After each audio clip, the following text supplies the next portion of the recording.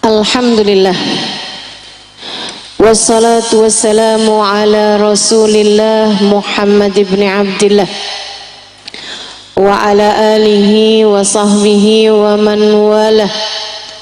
Subhanaka la ilma lana illa ma 'allamtana innaka antal alimul hakim. Rabbi shrah li sadri wa yassir li amri wahlul 'uqdatan min lisani yafqahu qawli, amma ba'du. Saudaraku sekalian saya muliakan, kita sudah selesai menjalani pelatihan Ramadan. Ibarat anak sekolah nih, kita habis ujian kelulusan atau ujian kenaikan kelas. Ada yang naik kelas, ada yang bahkan lulus masuk ke marhalah berikutnya, tapi ada juga yang tinggal kelas. Bahkan ada yang karena udah tinggal kelas bertahun-tahun sampai harus dikeluarkan dari sekolah. Kamu yang mana? Semoga Allah terima puasa kita. Semoga Allah berkenan untuk menerima salat tarawih kita, bacaan Quran kita, ibadah yang kita lakukan selama bulan suci Ramadan kemarin, insyaallah. Amin ya rabbal alamin. Dan mudah-mudahan Allah subhanahu wa ta'ala mengampuni dosa-dosa dan kesalahan yang kita lakukan selama bulan Ramadan ataupun sesudah bulan Ramadan ataupun di bulan-bulan yang sebelumnya, insyaallah. Amin ya rabbal. Serta kita berdoa mudah-mudahan Allah sampaikan kita kembali berjumpa dengan Ramadan yang berikutnya dalam keadaan sehat, dalam keadaan baik, dalam keadaan iman yang lebih baik, insyaallah. Amin ya rabbal alamin. Kalau saya diminta untuk berpesan sebagai awal tahun ajaran, ini orang Islam nih awal tahun ajarannya kayak sekarang ini nih, habisnya Lebaran masuk awal tahun baru, tahun ajaran. Bulan Syawal ini kayak dianggap sebagai bulan istirahat, bulan liburan. Jadi abis ini nih kita masuk lagi nih ke bulan Dzulqa'dah. Nah itu mulai masuk sekolah lagi tuh, masuk sekolah lagi. Kalau saya boleh berpesan nih kepada semua muslimah yang mendengarkan kajian saya pada hari ini, kita kembali kepada apa yang Allah Subhanahu wa ta'ala inginkan kepada kita. Saya pesankan kepadamu 4 hal. Mohon diingat, mohon dicatat, bekalan untukmu, bukan hanya sampai 11 bulan ke depan, akan tetapi akan menjadi perbekalan bagimu untuk sepanjang usiamu, insyaallah. Kalau kamu benar-benar berpegang teguh kepada apa yang akan saya sampaikan ini. Yang pertama, teman-teman, benerin niat. Innamal a'malu binniyat wa innama likulli imri'in ma nawa. Setiap orang akan diberi sesuai dengan niatnya, sebab semua perbuatan innamal a'mal binniyat, tergantung dari niatnya. Sama-sama ngerjainnya, sama-sama pekerjaannya, tapi beda di niat, hasilnya benar-benar akan sangat berbeda. Man tatayyaba lillah laqiyallah wa rihuhu atyab minal misik, kata Nabi Muhammad. Wa man tatayyaba li ghairillah laqiyallah wa rihuhu antan minal jifah. Siapa yang suka berwangian, pakai minyak wangi lillah, dia makainya itu, dia mandi, dia pakai minyak wangi, dia pakai deodoran, ya, berwangi-wangi. Dia memakainya lillah, karena Allah subhanahu wa ta'ala. Karena Allah tuh maksudnya gimana? Mau sholat pakai wewangian, mau ketemu sama suami, anak-anak, keluarga, mahram, pakai wewangian, biar anaknya nggak sebel, biar suaminya nggak enek, biar keluarganya seneng ada di dekatnya. Perintah Allah SWT memang kita nggak boleh mengganggu orang lain dengan bau atau aroma yang nggak sedap dari tubuh kita. Atau misalnya kamu pakai wewangian karena mau berkumpul dengan semua sama perempuan, kayak sekarang nih. Ibu saudara sekalian, jangan sampai ada di antara kita yang udah nggak mandi 3 hari.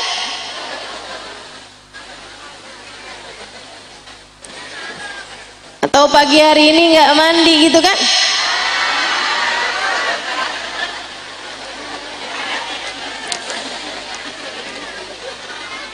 Tapi tadi malam sebelum jalan mandi dulu kan? Karena kita itu tidak boleh mengganggu orang lain walaupun dengan aroma yang tidak enak dari tubuh kita. Saudara sekalian, Nabi pernah mengeluarkan orang dari masjid. Kebayang ya, Nabi itu kan orangnya santun, adab, akhlak luar biasa. Kebayang nggak? Pernah ada orang disuruh keluar sama Nabi dari dalam masjid. Bahasa kasarnya ngusir. Nabi mengusir seseorang dari masjid. Begitu keji ya kelihatannya gitu. Kenapa Rasulullah sampai ngusir orang dari masjid? Saudara sekalian, orang itu masuk ke masjid mulutnya bau bawang mentah.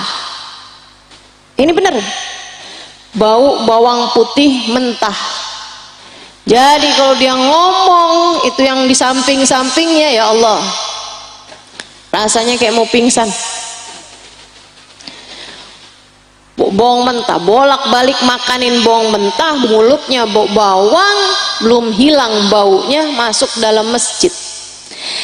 Nabi Muhammad kemudian mengatakan, keluarlah kamu dari masjid sampai hilang aroma dari bau mulutmu tersebut. Tidak halal bagi orang muslim untuk mengganggu akhahul muslim, sesama saudaranya muslim, walaupun dengan aroma yang tidak baik keluar dari mulutnya.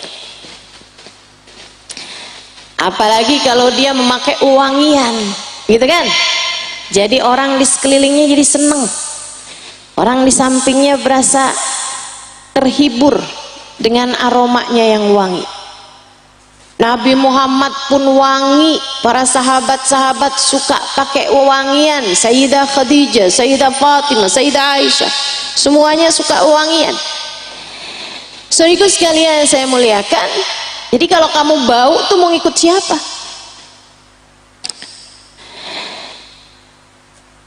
Seperti yang tadi saya sampaikan, Nabi sampai bahkan mengusir seseorang dari masjid hanya karena agar tidak mengganggu yang lainnya. Begitu tinggi Islam ini dalam ranah sosial, sehingga semuanya bisa berkehidupan dengan baik antara satu sama lainnya.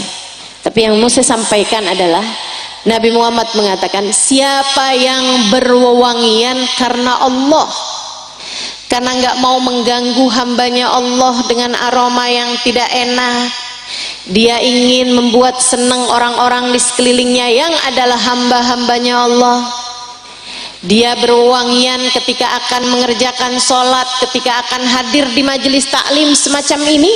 Kata Nabi Muhammad sallallahu alaihi wasallam, kata Imam Syafi'i, Imam Syafi'i mengatakan, man taba rihul zad aqluh, siapa yang wangi aromanya maka bertambahlah kecerdasannya.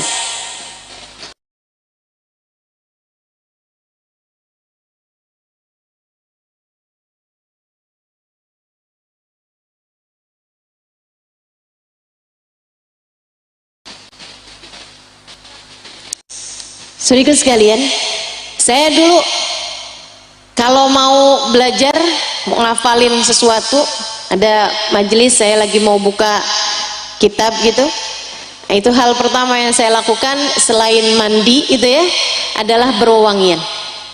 Saya pakai minyak wangi, saya pasang bukur, udah sampai aromanya wangi, duduk enak tuh. Tapi kalau udah aromanya kurang enak, Masya Allah, rasanya kamu mau baca hadis, mau nginget-nginget pelajaran, susah banget masuknya. Ayo nih, coba nih yang sekarang susah konsentrasi, diinget-inget tadi pagi mandi apa enggak?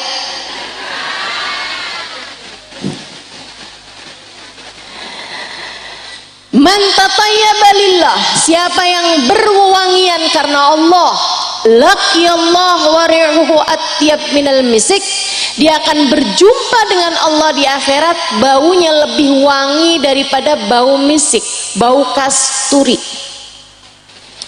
Wa man tatayyaba li ghairillah, tapi siapa yang suka berwangian bukan karena Allah, bahkan melanggar aturan Allah, misalnya nih mau acara reunian, ada ketemu sama mantan,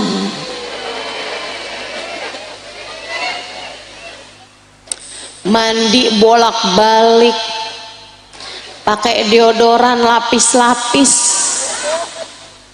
pakai minyak wangi semprot kanan kiri depan belakang bawah atas, waduh, segitunya. Biar kenapa? Siapa tahu CLBK. Ini istilah lawas banget ya.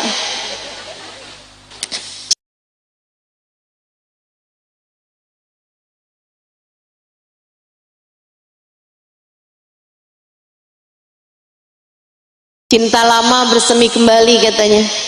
Soalnya saya sekarang udah janda lah.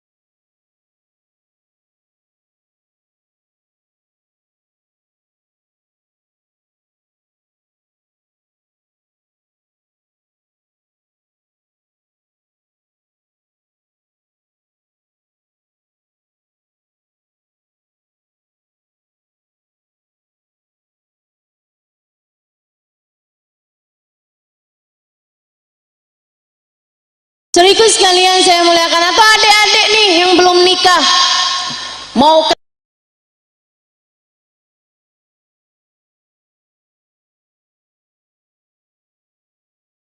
ketemuan, wewangian dulu, temuan apa?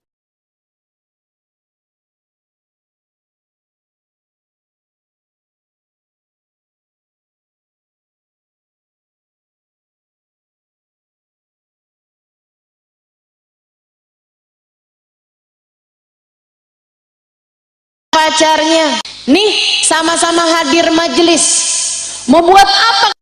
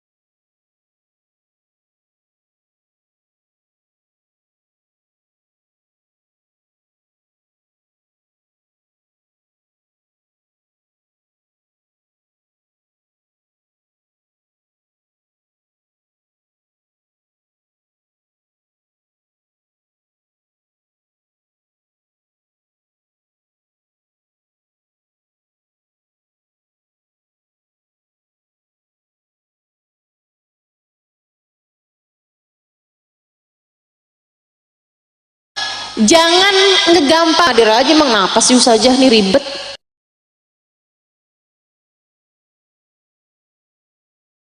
Mengapa sih Ustazah nih ribet?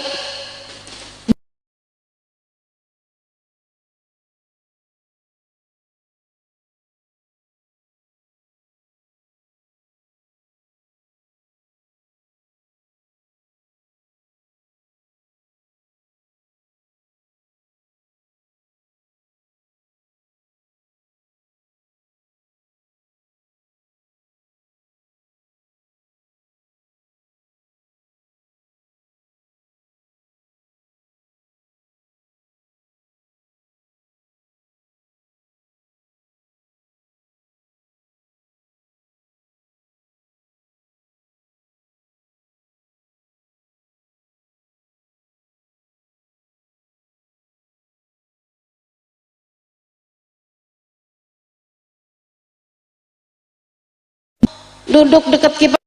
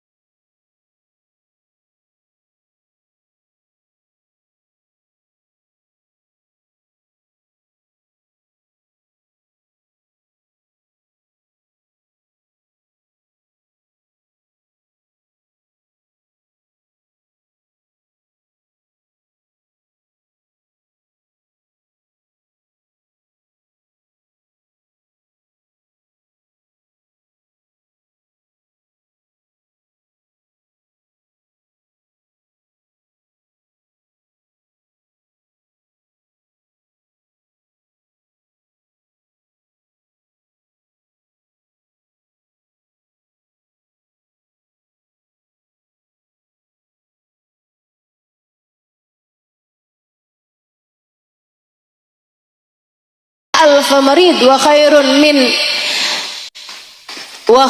min tasyi' alf janazah. Kata Nabi Muhammad, duduk sesaat, sejam di dalam majelis ta'lim itu lebih Allah sukai daripada 1000 rakaat salat sunnah yang kamu kerjakan, mengunjungi 1000 orang sakit, atau mengantarkan 1000 jenazah.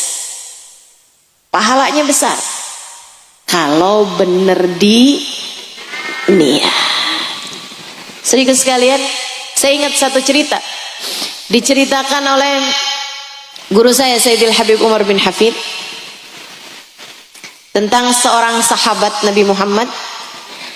Dengeran suara panggilan perang. Jadi dulu tuh kalau Nabi Muhammad mau pergi perang, itu orang-orang yang di kampung-kampung, yang di daerah-daerah, suka ada yang ngumumin.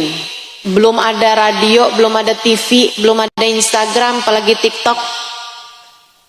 Jadi pengumumannya berupa ada orang sama Nabi Muhammad yang suaranya kenceng, suruh naik kuda atau suruh naik unta. Dia kelilingan di kampung-kampung ngasih pengumuman. Ya ayuhannas, innallaha qad adina lana an nujahid fi sabilillah. Allah telah memerintahkan kita untuk berjuang di jalan Allah. Laki-laki dewasa besok berkumpul di Masjid Nabawi, semacam itulah kasih pengumumannya. Tunggu sama Nabi jam sekian berangkat laki-laki dewasa pergi perang. Ada yang dengar itu, seorang sahabat Nabi begitu dengar, wah saya mau pergi nih perang besok. Dia langsung jalan ke kandang kudanya. Dia langsung bersih-bersihin kudanya, tajemin pedangnya, siap-siapin, rapi-rapiin baju perangnya. Udahan selesai, capek dia. Sambilan dia bersih-bersihin kudanya tuh dia sambil mikir, perang lagi nih. Mudah-mudahan menang. Kalau menang, ada pembagian harta rampasan. Biasanya kalau enggak kuda, kalau enggak unta, kalau enggak kambing, kalau enggak pedang. Pedang saya udah punya, kuda saya udah punya, unta saya udah punya. Saya kalau dibagi harta rampasan perang, saya ditanya, kamu mau apa? Kambing ya Rasulullah. Pikirin sama dia nih, kalau nanti saya dapat kambing, saya mau sembelih, saya mau bikin kambing guling, nanti saya mau bakar hatinya kambing. Enak banget tuh, bayang. Nyam nyam nyam. Hati kambing enak banget dah.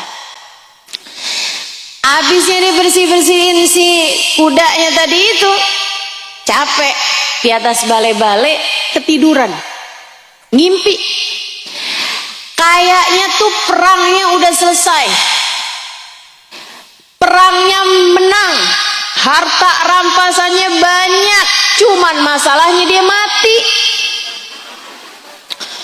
Mimpinya tuh kayak panjang sampai di mahsyar.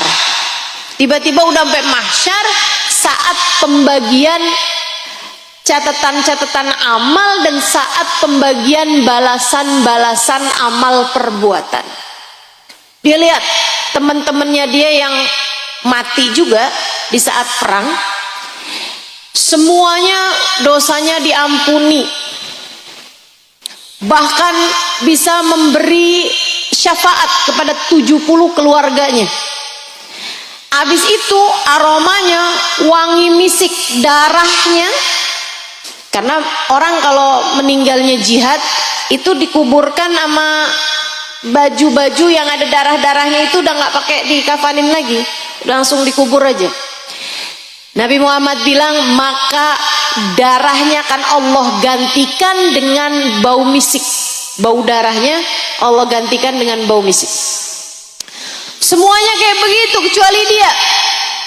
Dia darahnya tetap bau anyir, dia dosanya nggak terampuni, dia nggak bisa ngasih syafaat kepada 70 keluarganya, 70 orang-orang yang dia mau, nggak dapat tuh semuanya. Jadi dia deketin malaikat, dia protes. Om,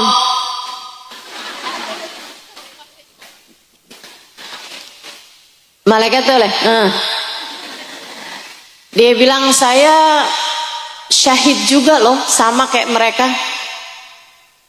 Terus kok saya nggak dapat balasan kayak mereka? Kamu namanya siapa? Fulan bin Fulan. Lihat tuh catatannya. Oh, balasan buat kamu sedang dipersiapkan. Kalau boleh tahu apaan ya? Hati kambing. Hati kambing. Dia kebangun dari tidurnya, dia bilang alhamdulillah cuman mimpi. Ya Allah, seumur hidup saya nggak bakalan lagi makan hati kambing. Dia bertujuan pergi perangnya pengen dapat harta rampasan. Harta rampasannya yang dia inginkan adalah kambing, karena dia kepengen makan hatinya. Akhirnya di akhirat balasannya cuma dapat itu aja, kan sayang-sayang. Sama halnya dengan kalian menikah. Siapa yang menikah hanya karena hartanya, maka ya dapatnya cuma itu. Itu pun kalau dapat. Seringnya katanya Nabi Muhammad, siapa yang menikahi seseorang hanya karena hartanya, Allah jadikan orang tersebut miskin sesudah menikahnya.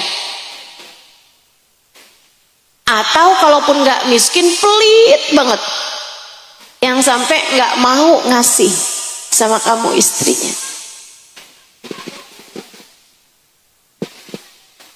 Saudariku sekalian yang saya muliakan, siapa yang menikahi seseorang hanya karena rupanya, nih ya, bicaranya niat, sama-sama nikahnya, akad nikah mah sama, resepsi sama, kayak begitu itu. Kehidupan rumah tangga sama, tapi Allah jadikan hasilnya berbeda karena beda di niat. Hati-hati. Hati-hati.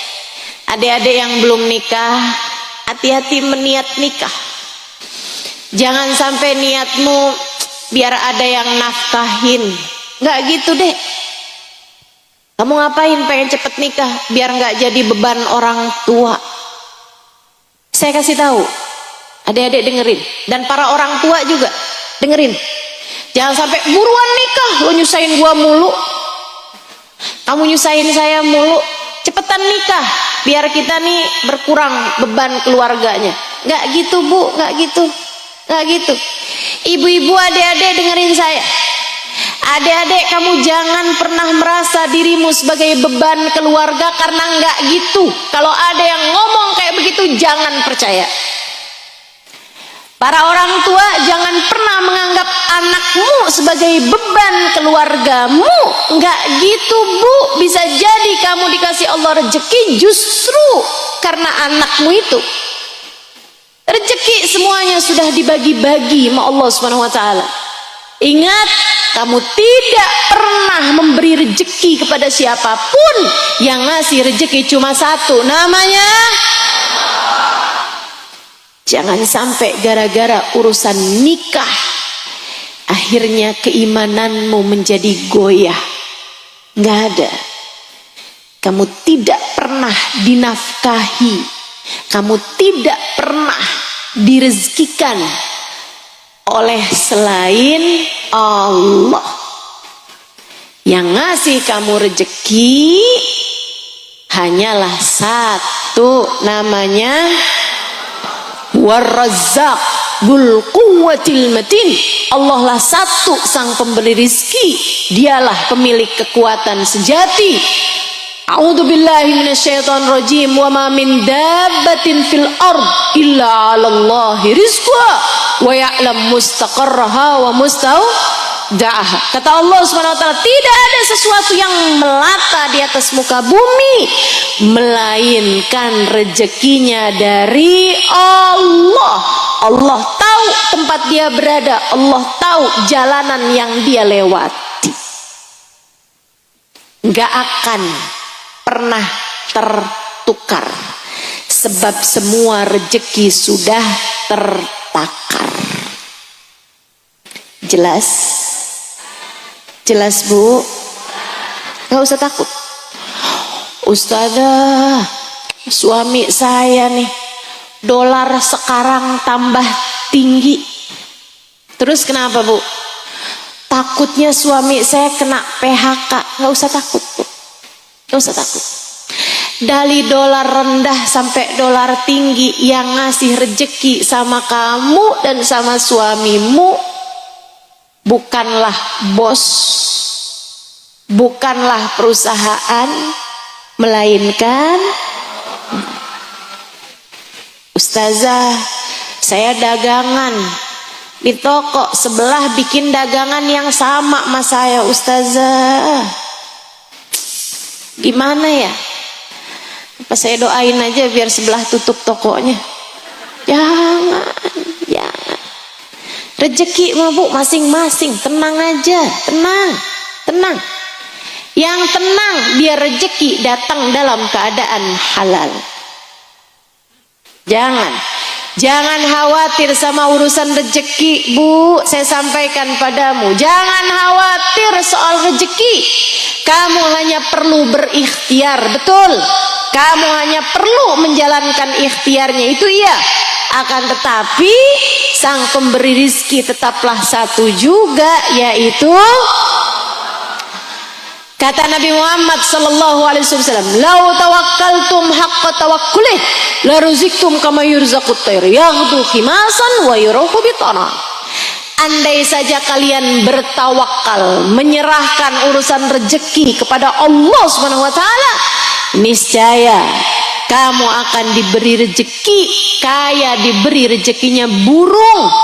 Dia keluar rumah terbang dalam keadaan perutnya tipis karena kelaparan.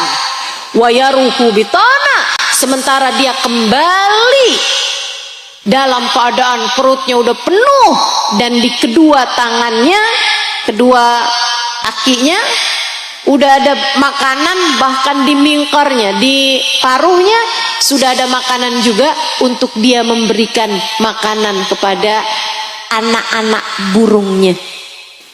Masya Allah, burung aja dikasih rezeki. Padahal kamu nggak pernah kan ngelihat burung sujud? Burungnya lagi sujud nih, lagi teraweh. Pernah? Nggak pernah. Kamu nggak pernah kan lihat burung puasa? Saudaraku sekalian saya muliakan, kamu puasa, kamu teraweh, kamu sholat fardu, kamu nggak tinggal ibadah kepada Allah Subhanahu wa taala. Kamu pikir burung dikasih rezeki dan kamu enggak? Dikasih pasti. Tuh Bu, cecek. Ibu-ibu saudaraku sekalian, nggak punya sayap, rezekinya semuanya yang bisa terbang. Itu kalau cecek bisa protes tuh, dia yang paling gede protesnya urusan rezeki. Ya Allah, rezeki saya semua bisa terbang, akan tetapi saya nggak dikasih sayap barang sedikit juga. Gimana cara saya nangkep ya Allah rezeki saya? Kan dia bisa terbang, sementara saya nggak bisa terbang. Akan tetapi survei membuktikan, cicak-cicak diam-diam datang seekor. Tuh, itu lagu ngajarin buat tawakal. Makanya bagus diajarin sama anak kecil-kecil, tapi dikasih tahu maknanya. Nah, yang tenang.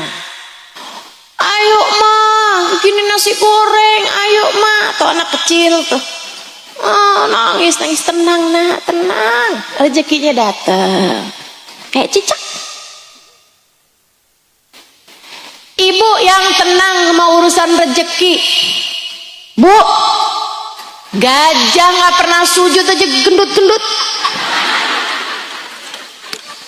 Betul? Yang tenang. Kecoa nggak pernah facial aja glowing. Udah urusan rezeki itu Allah yang udah ngatur semuanya. Alhamdulillah.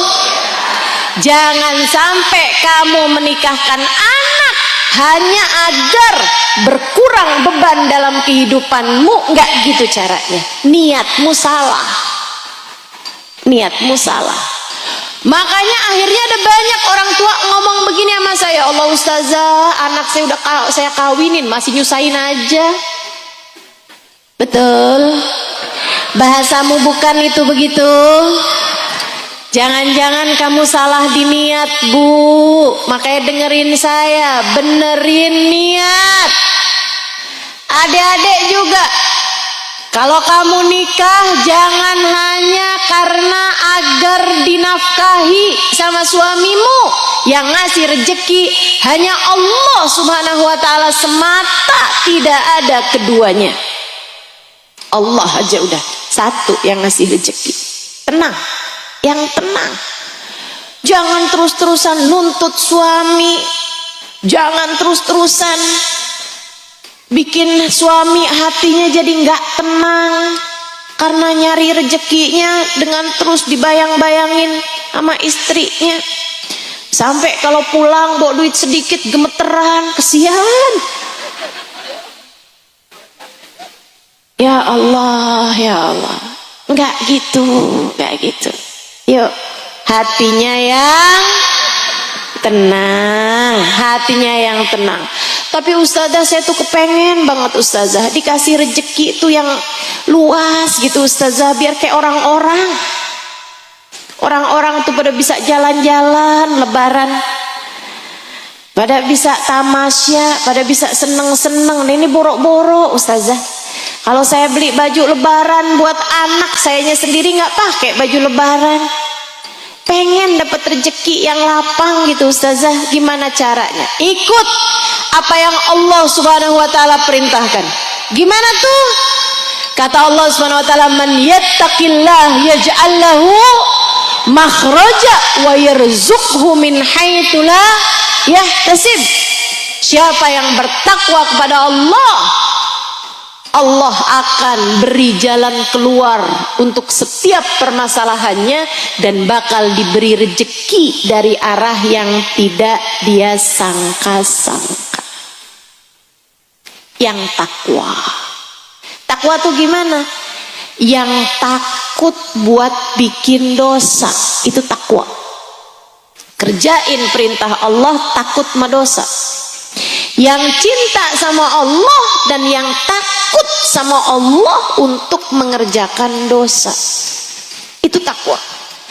Kalau kamu mau ngomongin orang takut, kalau kamu mau marah-marah takut, kalau kamu mau ninggal sholat takut, kalau kamu auratnya kelihatan di hadapan laki-laki kamu takut, kalau kamu mau ngambil haknya orang lain yang bukan hakmu kamu takut.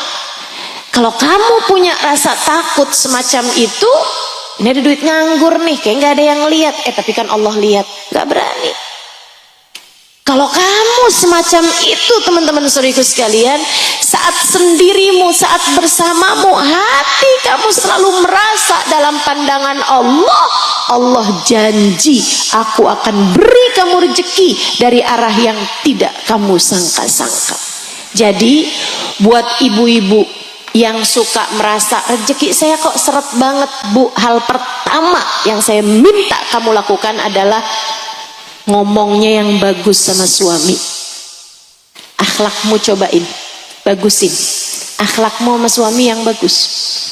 Kalau ngomong jangan kasar, ngomongnya yang bagus, muji suami, akhlakmu yang baik. Liatin. Kalau kamu selama ini kepengen rezekimu itu luas, malah dengan marah-marahin suami, nuntut suami, coba kamu udah pernah kan? Gimana hasilnya? Hah? Rezekimu jadi lapang atau tambah semakin seret? Tambah semakin seret. Karenanya saya sampaikan padamu karena saya sayang sama kamu. Rezeki itu urusan Allah. Rezeki itu urusan Allah. Allahnya udah janji, la in syakartum, kalau kamu syukuri aku tambahi. Jadi kalau ibu-ibu dapat rezeki berapapun, entah itu langsung bukan lewat suami ataupun langsung dari kamu kerja sendiri atau kamu usaha sendiri, apapun aja, kalau kamu syukuri bakal Allah tambahi. Yang seneng dikasih rezeki sama Allah tuh berapapun yang seneng bakalan ditambah-tambahin terus sama Allah, insya Insya Allah. Jelas ya? Bagusin niat. Bagusin niat. Yang bagus niatnya. Mau mondokin anak niatnya yang bagus. Mau nyekolahin anak niatnya yang bagus. Jangan sampai kamu punya niat begini. Anak saya nih saya sekolahin biar pinter, biar bisa kerja yang bagus, nanti di masa tua dia ngurusin saya. Gak ada gitu, Bu. Kamu dari bayi udah diurusin, bukan nama orang lain, tapi sama Allah Subhanahu wa ta'ala. Allah. Kata Allah, "Qul a'udzu birabbin nas, malikin nas, ilahin nas." Mohonlah petunjuk, mohonlah perlindungan hanya kepada Tuhannya manusia. Minta itu hanya kepada Tuhannya manusia. Dia yang nyiptain kamu. Qul a'udzu birabbin nas. Aku berlindung. Katakanlah, wahai Muhammad, aku berlindung birabbin nas, dengan Rabbun nas. Apa Rabb? Yang memelihara manusia, yang ngurusin manusia. Kamu, saya, orang tua saya, keluarga saya, keluargamu, orang tuamu, anak-anakmu, semuanya yang ngurus hanya satu, yang menamakan dirinya dengan Rabbun nas, Tuhannya manusia, yang memelihara manusia. Yang memelihara kita hanya Allah Subhanahu wa ta'ala. Makanya segala-gala niatnya mesti yang bagus. Kita bahkan hidup bukan buat nyari dunia, Dek. Kita hidup bukan buat nyari dunia, Kak. Enggak. Kita hidup di dunia ini buat nyari surga. Kita hidup di dunia ini buat nyari ridhonya Allah Subhanahu wa ta'ala. Maka benerin niat hidupmu. Saya hidup ya Allah, dari mulai sekarang sampai akhir kehidupan saya akan persembahkan untukmu. Saya akan hidup karenamu. Saya akan hidup untukmu dan karenamu. Insya Allah. Nanti tinggal diingetin terus. Makan karena Allah, pakai pakaian karena Allah, mandi karena Allah, pergi karena Allah, membuat keputusan karena Allah. Jangan hanya mengikuti hawa nafsu. Sudah banyak salahmu. Dalam hidup ini kamu udah bikin salah banyak. Dan kesalahan itu disebabkan karena kamu memutuskan sesuatu berdasarkan hawa nafsu. Kalau kepengen salahmu sedikit, apalagi kalau kepengen kamu nggak lagi bikin banyak kesalahan, maka kerjakan segala sesuatu hanya karena Allah. Jangan jadikan hawa nafsu sebagai alasanmu mengerjakan, akan tetapi jadikan ridho Allah sebagai alasanmu mengerjakan sesuatu, sehingga kamu menjadi orang yang benar ketika kamu mengucapkan inna sholati wa nusuki wa mahyaya wa mamati lillahi rabbil alamin. Ya Allah, sholat saya ini sekarang ya Allah, bahkan bukan hanya sholat yang sekarang, nusuki semua ibadah saya ya Allah. Bahkan bukan cuma ibadah aja ya Allah, mahyai, hidup saya ya Allah.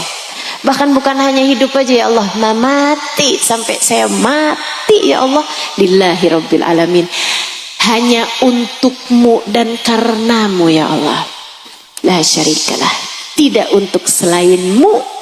Wa bidzalika umirtu, untuk itulah aku diperintahkan.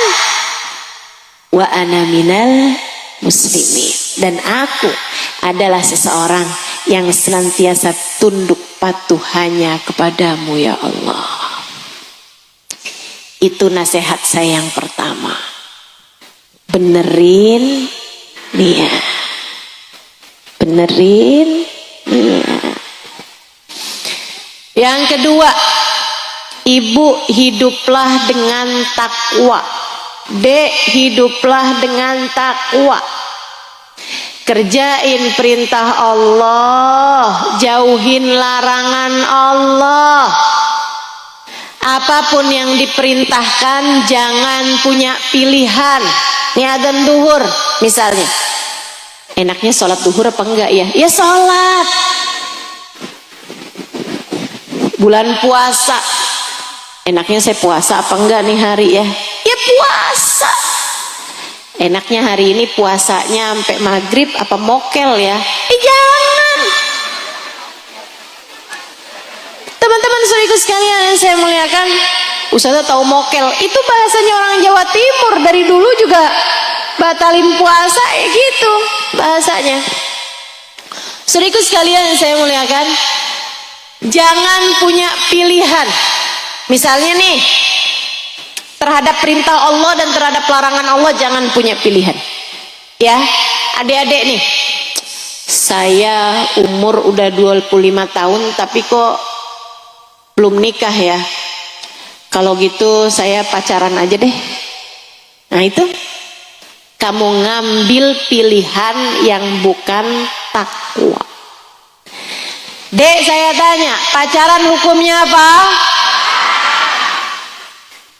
Tapi saya pacarannya syar'i Ustazah. Ada pacaran syar'i. Dia bangunin saya buat sahur Ustazah. Ya Allah, gak gitu. Pacaran haram-haram, sebab berhubungan bukan dengan yang halal bagimu. Halalnya kapan Ustazah? Kalau kita niat mau nikah? Enggak. Halalnya kalau kamu sudah ijab qabul. Halalnya ketika laki-laki tersebut sudah menjawab qabiltu nikahaha wa tazwijaha bil mahril madhkur, saya terima nikahnya. Itu baru kalau udah penghulunya bilang sah, tuh baru halal semuanya. Tapi selagi belum begitu, walaupun udah deket hari pernikahan sekalipun, masih belum halal. Pacaran itu halal kalau sudah dikerjakan sesudah akad nikah. Jangan pernah bikin pilihan. Udah gini aja deh Ustazah, kalau saya sampai umur 27 tahun belum nikah juga, baru dah saya pacaran. Jangan. Tetaplah berniat istiqomah di jalan Allah sampai kapanpun. Insya, kalau ada laki-laki yang mendekatimu, kasih nomor telepon bapakmu. Lamar saya. Kalau kamu memang niat untuk kita menikah, bismillah, lamar saya. Gitu deh. Gak usah takut. Ya Ustazah, kalau nggak nikah gimana cara saya mau kalau nggak pacaran gimana cara saya mau menikah? Dek, kamu nggak lihat apa orang-orang di sekelilingmu itu? Tanya sama bapaknya, tanya sama ibunya, emang dulu pakai pacaran? Atau kalaupun mereka menikah pakai pacaran, emang mereka pacarannya baru pertama kali itu? Ada banyak orang pacarannya sama siapa, kawinnya sama siapa, betul? Pacaran 5 tahun sama si A, kawin-kawinnya sama si Z. Pacarannya sama siapa, kawinnya sama siapa? Segitunya kamu mau disiksa 5 tahun jagain jodoh orang? Enggak banget. Ayo udah, tinggalin yang haram-haram. Allah akan berikan kepadamu yang halal. Yakinlah dengan hal tersebut. Jangan berani sama yang haram. Dengan sepenuh cinta saya sampaikan padamu, jangan berani sama yang haram. Yang haram hanya akan membawamu kepada derita. Kalau kamu jadi pejabat, jangan berani sama harta haram. Kalau kamu jadi istri, jangan berani ngambil punyanya suami kecuali jika dia sudah mengizinkannya untukmu. Siapapun kamu, jangan berani sama yang tidak halal bagimu. Kelihatannya kayak enak, kelihatannya kayak bagus, kelihatannya kayak menyenangkan, sejatinya itu adalah derita demi derita. Sejatinya itu adalah api yang akan melahap kebahagiaanmu sebelum dia akan melahap keberkahan dalam kehidupanmu. Hidupmu nanti bakalan susah terus kalau kamu berani sama yang haram. Percayalah saya, sebab saya menyampaikan sesuatu dari hati saya, sebab saya menyampaikan sesuatu dari ilmu yang saya dapatkan dari Al-Quran lewat guru-guru saya. Orang-orang yang menyampaikan ini adalah orang-orang soleh yang menyampaikan dengan sepenuh rahmat ajaran yang diberikan, yang disampaikan oleh manusia pembawa rahmat yang Allah mengatakan tentangnya, wa ma arsalnaka illa rahmatan lil alamin. Kata Nabi Muhammad, man lam yubali min ayyi babin dakhala alaihi rizq lam yubalillah bi ayyi babin min abwabi bi ayyi wadin min audiyati jahannam ahlaka. Siapa yang gak peduli rezeki masuk dari pintu yang mana, Allah juga gak peduli di lembah neraka jahanam yang mana Allah akan hancurkan dia. Dan itu bukan hanya di akhirat, dimulai dari dunia juga Allah gak akan peduli menyengsarakanmu dari pintu yang mana. Siapa yang berani sama yang haram, Allah pun juga berani untuk menyengsarakan hidupnya dari pintu yang manapun Allah inginkan. Jelas?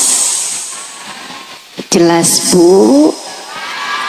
Jelas Kak? Jelas Dek? Hiduplah dengan takwa, kerjain perintah Allah, jangan berani sama apapun yang dilarang sama Allah. Itu nasihat saya yang ketiga. Adik-adik, ibu-ibu, kakak-kakak, nenek-nenek, banyak juga nenek-nenek di sini kan. Nasihat saya yang ketiga, hatimu jagain. Hatimu jagain. Jangan biarkan kebencian menggerogoti hatimu. Jangan. Saya kesian sama kamu. Kita ini kan hidup nggak bisa loh bawa suami terus-terusan, bawa harta terus-terusan, bawa anak terus-terusan. Apalagi mati, semuanya ditinggalin. Tapi ada yang akan selalu bersamamu. Kapanpun dan dimanapun kamu berada, bahkan sampai kamu masuk dalam kubur. Apa itu? Hatimu, perasaanmu. Ini kamu bawa terus-terusan. Sekarang nih kamu duduk bawa hati. Belum tentu semua bawa HP. Belum tentu semua bawa duit. Betul? Akan tetapi yang pasti kamu semuanya bawa hati. Dan belum tentu hatinya lagi ada di sini. Ada yang lagi di pasar. Ada yang dari tadi mikirin abis ini mau pergi ke pasar nih, deket soalnya. Mau belanja ini, belanja itu. Masya Allah. Hati kita bawa kemana-mana. Karenanya saya sampaikan kepadamu, jangan biarkan hatimu terkotori dengan sampah yang paling berbahaya. Apa itu? Kebencian. Jangan. Kamu tahu orang paling tersiksa hidupnya di atas muka bumi adalah orang yang hatinya penuh dengan kebencian.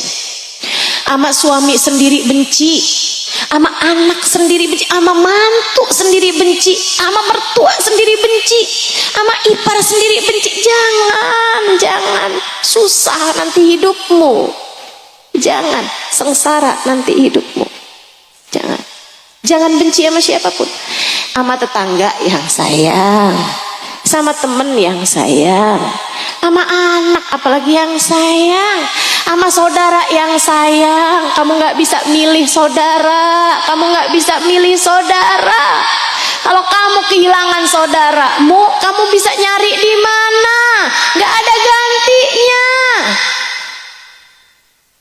Kalau bukan kamu yang sayang sama adik-adik kamu, siapa lagi? Kalau bukan kamu yang sayang sama anak kamu, sama mantu kamu, siapa lagi? Saudariku sekalian yang saya muliakan, hatimu jangan biarkan terkotori dengan sampah yang bernama kebencian. Saya sampaikan atas nama cinta, saya sampaikan atas nama sayang saya sama kamu. Jangan biarkan hatimu terkotori dengan kebencian. Ingetin nasihat saya, ingetin ucapan saya, terus kamu bawa. Kamu ketika benci enggak nyiksa siapa-siapa selain diri kamu sendiri.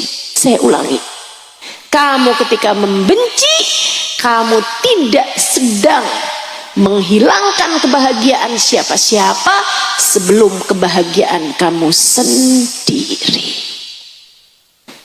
Jelas. Kamu pengen hidup kamu berkelimpahan kasih sayang, belajarlah buat menyayangi orang lain yang sayang, sama anak-anakmu sendiri yang sayang, sama menantumu yang sayang, sama cucu-cucumu yang sayang. Bu, saya pernah ketemu seorang hubabah di sini di Indonesia. Mungkin seringnya dengar saya cerita tentang hubabah-hubabah di Kota Tarim, itu pasti lebih banyak. Tapi di Indonesia juga bukan berarti nggak ada. Saya pernah ketemu salah satu hubabah di sini di Pulau Kalimantan. Itu ibu-ibu saudara sekalian, per sekian hari hatam Quran. 3 hari kalau nggak salah, per 3 hari hatam Quran. Saya tanyain, namanya Hubabah Anissa Al-Haddad. Saya tanyain, Wabah, baca Qurannya banyak banget. Itu beliau usianya tahun ini lebih dari 100 usianya. Waktu saya ketemu itu hampir 100. Itu teman-teman sekalian masih baca Quran, pakai kacamata, tapi maksudnya masih bisa baca Quran gitu. Dia baca Qurannya banyak. Saya bilang, Boba, aku baca Qurannya banyak banget. Dia bilang, habisnya saya ustazah kalau malam itu suka nggak bisa tidur. Jadi daripada saya nggak bisa tidur, nggak jelas gitu, saya pakai aja baca Quran. Ya Allah, nikmat bener hidup. Quran selalu menemaninya. Terus saya tanya, Baba, amalannya apaan sih Baba? Baba nih kasih tahu saya gitu. Hidup sampai berkah kayak begitu, mata masih bisa dengar, nggak pikun, telinga masih bisa dengar. Saya berarti bicara udah lama nih ya, udah mulai salah-salah begini nih. Ibu-ibu tuh kalau saya salah kayak seneng banget. Baiklah, telinga masih bisa dengar, awas, matanya masih bisa lihat, bahkan Quran yang nggak besar juga itu ya, beliau gitu, nggak pikun sama sekali. Waktu saya datang tuh beliau bilang, Ustazah, nanti kalau pulang ke Jakarta kirim salam ya sama Fulanah binti Fulan, terus sebutin namanya. Saya bilang, emang masih keluarga Bapak? Enggak, dia pernah datang ke sini. Pernah sekali datang ke sini, masih bisa inget namanya, Bu. Saya aja jangan suka ibu tanyain dah nama ibu-ibu nih sama saya. Ustazah masih ingat kan sama saya? Waduh, itu pertanyaan jebakan.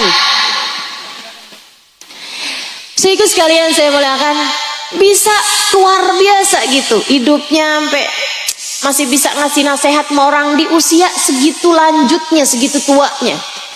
Saya tanyain sama Ubabah itu, Ubabah amalannya apa gitu, ajarin saya. Beliau bilang, Saya Ustazah Halimah sholat witir 11 rakaat tiap malam. Tiap malam. Jadi beliau karena nggak bisa tidur, malamnya isinya Quran, sama kalau udah jelang-jelang 1 jam sebelum subuh beliau witir 11 rakaat. Per 2 rakaat, habis selesai 2 rakaat tuh, per 2 rakaat, anaknya kalau nggak salah ada 5 atau 6 gitu. Per selesai 2 rakaat, dia akan mendoakan semua anak, cucu, cicit, anaknya cicit, sama mantu-mantunya, disebutin namanya semua. Sebutin namanya semua. Ya Allah ampunin dia, ya Allah sayanginnya, ya Allah bimbing, ya Allah, kayak gitu. Anak-anaknya dia sebutin namanya satu-satu, mantu-mantunya sebutin namanya satu-satu, cucu-cucunya, mantu cucunya, cicit-cicitnya, sebutin semuanya namanya satu-satu, didoain satu-satu. Orang hatinya penuh rahmat kayak begini, hidupnya berkah, hidupnya bahagia. Tapi kalau kamu merasa selalu terzolimi, selalu tersakiti, ya Allah lihatlah perlakuan saudaraku kepadaku, ya Allah. Bukankah engkau tidak tidur, ya Allah? Balaslah dia, ya Allah. Bukankah karma itu nyata? Kata Allah, yang jahat kamu, kenapa kamu melibatkan saya dalam kejahatanmu? Allah itu bu, kak, dek, yaghfiru liman yasha wa yu'adzibu man yasha. Allah mengampuni yang dia kehendaki, Allah menyiksa yang dia kehendaki. Allah aja itu masih bisa mengampuni kesalahan hamba-hambanya. Kenapa kamu mesti mewajibkan Allah buat membalas dia? Bukankah Allah bisa saja mengampuni dia? Jangan pernah seperti itu kepada siapapun. Jika bahkan kamu dizolimi sama seseorang, siapapun orangnya, belajarlah untuk jangan menyisakan kebencian di dalam hatimu. Maafkanlah demi kebahagiaanmu sendiri. Jangan biarkan hatimu terkotori dengan kebencian. Setuju? Insya Allah. Sebelum saya akhiri dengan nasihat yang keempat, saya mau ulangi dulu. Ini kan saya guru nih kan. Saya mau memastikan semuanya mendengarkan ucapan saya dari awal. Nasihat saya 4. Yang pertama, niatnya diapain? Dibagusin, dibenerin. Niatnya hanya untuk mencari ridhonya. Itu 1. Yang kedua, hiduplah dengan takwa. Apa itu takwa? Taat menjalankan perintah Allah, jangan berani-berani mengerjakan dosa. Kemudian yang berikutnya, yang nomor 3, jaga hati, jangan biarkan kebencian mengotori hatimu itu. Dan nasihat saya yang keempat, cintai orang-orang soleh. Cintai orang-orang soleh, ulama, orang ahli ibadah, yang cinta. Kamu gak wajib mencintai semua orang. Kalau kamu gak bisa, sekurangnya cintai orang-orang soleh.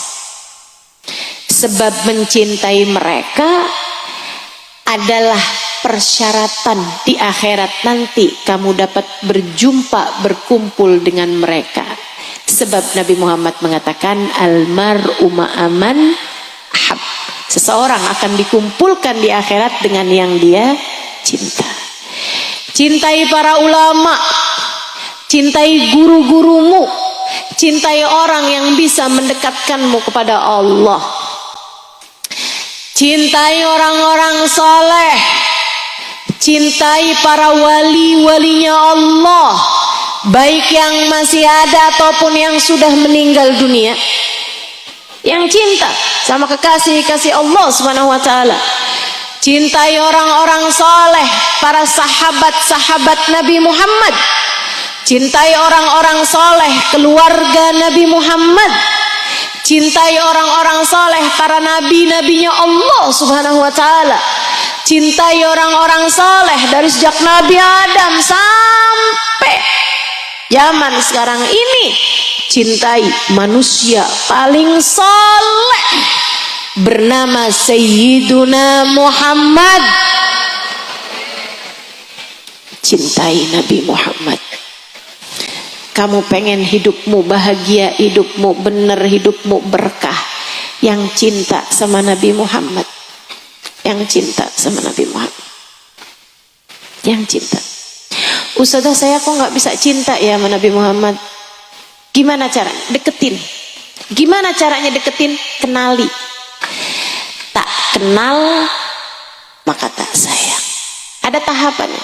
Yang kenal dulu, baru habis kenal sayang, baru habis sayang cinta.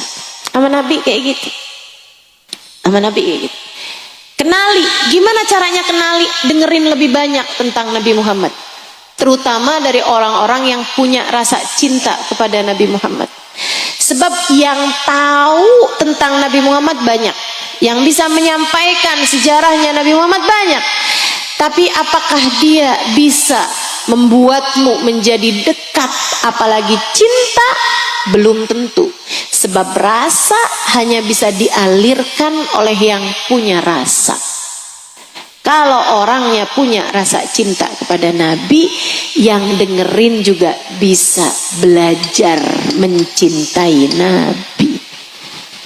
Yuk, lebih banyak dengerin. Alhamdulillah kita hidup di zaman tahun-tahun ini nih, ngedengerin kajian semudah, tinggal semudah ini ya, semudah membalik telapak tangan. Tinggal scroll, buka YouTube, dengerin kajian, gampang banget Bu. Dulu orang mau menuntut ilmu, mau dengerin kajian tentang Nabi Muhammad, mesti berjalan berkilo-kilometer jauhnya. Sekarang semudah membalik telapak tangan. Bahkan banyak diantara ibu-ibu nih yang ketiduran masih lagi dengerin saya. Sampai banyak yang suka bilang, Ustazah, saya sering ngimpi Ustazah. Nah iya, saya jadi teman tidur kamu selama ini. Ada yang begitu? Boleh saya tahu acungkan tangannya? Oh, tuh banyak banget. Insya Allah kita belajar bareng-bareng buat punya rasa cinta sama Nabi besar Muhammad sallallahu alaihi wasallam. Tak ada yang lebih menyayangimu daripada Nabi Muhammad. Percaya saya, nggak ada yang sayang sama kita lebih daripada Nabi Muhammad. Diajarin semuanya tentang cara hidup yang baik. Beliau mendoakan kita, terus menghaturkan kepada Allah Subhanahu wa taala keselamatan kita. Manusia yang hidupnya, kalau ditanya apa cita-citamu wahai Nabi Muhammad, cita-citanya adalah masuknya seluruh umatnya ke dalam surga. Orang yang punya cita-cita keselamatan kita gimana tuh? Gimana nggak yang paling sayang sama kita? Saudara sekalian saya muliakan, belajar terus buat punya rasa cinta sama Nabi Muhammad, terus ditumbuhin. Kalau belum punya, cari benihnya. Benihnya ada pada para pecinta-pecinta. Dengerin, duduk bersama dengan mereka, hadir di kajian para pecinta-pecinta Nabi Muhammad. Simak dengan baik, kemudian ditanam benihnya. Sirami dengan solawat, sirami dengan baca maulid, sirami dengan kasih sayangmu, dengan kamu mengingat-ingat, menyebut-nyebut nama Nabi Muhammad. Nanti akan berbuah. Buahnya ini yang akan kamu petik dari di dunia sebelum kelak berbuah kebersamaan di akhirat nanti. Mudah-mudahan Allah tidak menghalangkan kita. Hari ini kita bisa bersilaturahmi dengan saudara-saudara, dengan teman-teman, bisa kumpul, bisa ketemu. sama sahabat-sahabat, sama tetangga-tetangga mungkin ya, atau sekurangnya ibu-ibu teman-teman bisa silaturahmi dengan saya, gitu kan ya. Mudah-mudahan di akhirat nanti Allah izinkan kita untuk bersilaturahmi dengan Nabi Muhammad sallallahu alaihi wasallam. Semoga Allah izinkan kita hari ini bisa kumpul, saya bisa ketemu denganmu di akhirat nanti. Semoga saya bisa Allah pertemukan dengan nabimu, Nabi kita Muhammad sallallahu alaihi wasallam. Mudah-mudahan Allah perkenankan kita untuk mengikuti jalannya orang-orang saleh, mencintai orang-orang saleh, dan mencintai manusia paling saleh, baginda kita Nabi besar Muhammad sallallahu alaihi wasallam, insyaallah. Amin ya rabbal alamin. Rabbana zalamna anfusana fa illam taghfir lana wa tarhamna lanakunanna minal khasirin. Mudah-mudahan yang disampaikan dapat diamalkan dalam kehidupan. Mudah-mudahan yang saya sampaikan hari ini saya minta kepada Allah Subhanahu wa taala, ya Allah, semudah mendengarkannya, mudahkan semuanya untuk dapat mengamalkannya dalam kehidupan kami, ya Allah. Semudah kami mendengarnya, mudahkan kami untuk dapat mengamalkannya dalam hidup kami, ya Allah. Jadikan kami hamba-hambamu yang senantiasa bagus niatnya. Amin. Ya Allah, jadikan kami hamba-hambamu yang senantiasa taat padamu, menjalankan perintahmu, jauh dari larangan-laranganmu, ya Allah. Jauhkan kami dari dosa-dosa, ya Allah, dan ampuni dosa-dosa kami yang telah lalu. Allahumma ighfir lana fima madha wahfadna fima baqi. Ya Allah, ampuni dosa kami di masa lalu dan jaga kami agar tidak lagi terjerumus pada dosa di masa yang akan datang, ya Allah. Kami mohon padamu, ya Allah, bersihkan hati kami, ya Allah. Jangan biarkan kebencian mengotori hati kami, ya Allah. Jangan biarkan hasut, iri, dengki mengotori hati kami, ya Allah. Jangan biarkan hati kami, ya Allah, menjadi tempat setan dan hawa nafsu menguasainya, ya Allah. Jadikan hati kami penuh kasih sayang. Jadikan hati kami penuh rasa syukur. Jadikan hati kami penuh dengan kesabaran. Jadikan hati kami penuh dengan tawakal. Jadikan hati kami penuh dengan iman, dengan keyakinan kepadamu. Penuhkan hati kami dengan cinta. Cinta kepadamu. Cinta kepada baginda kami Nabi besar Muhammad. Cinta kepada orang-orang soleh. Rabbana zalamna anfusana wa illam taghfir lana wa tarhamna lanakunanna minal khasirin. Rabbana atina fid dunya hasanah wa fil akhirati hasanah wa qina adzabannar. Bi fadli subhana rabbika rabbil izzati amma yasifun. Wassalamun alal mursalin walhamdulillahi rabbil alamin. Wa ila hadratin nabi al-Fatihah.